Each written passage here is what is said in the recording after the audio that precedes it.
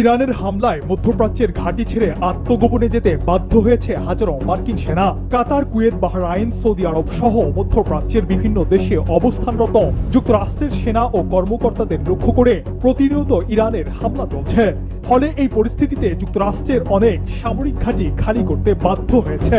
ইরানের সংবাদ সংস্থা তাসনিম নিউজের বরাতে মিডল ইস্ট আই জানিয়েছে, সামরিক ঘাঁটি ছেড়ে আত্মগোপনে যাওয়া মার্কিন সেনাদের তথ্য জানাতে মধ্যপ্রাচ্যের জনগণের প্রতি আহ্বান জানিয়েছে ইসলামী রেভলিউশনারি গার্ড কর্পস আইআরজিসির গোয়েন্দা শাখা। আইআরজিসির এক বিবৃতিতে বলা হয়েছে, হাজার হাজার মার্কিন সেনা হোটেল ও ব্যক্তিগত আবাসনে অবস্থান করছে। ওয়াশিংটন তাদের আরব ভাইদের মানব ঢাল হিসেবে ব্যবহার করার চেষ্টা করছে বলেও দাবি করা হয়েছে।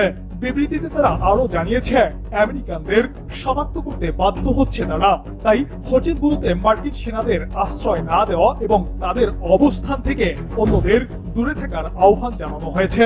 আত্মগোপনে থাকা মার্কিন সেনাদের অবস্থান জানাতে জনগণকে টেলিগ্রামের মাধ্যমে তথ্য পাঠানোর জন্য অনুরোধ করা হয়েছে।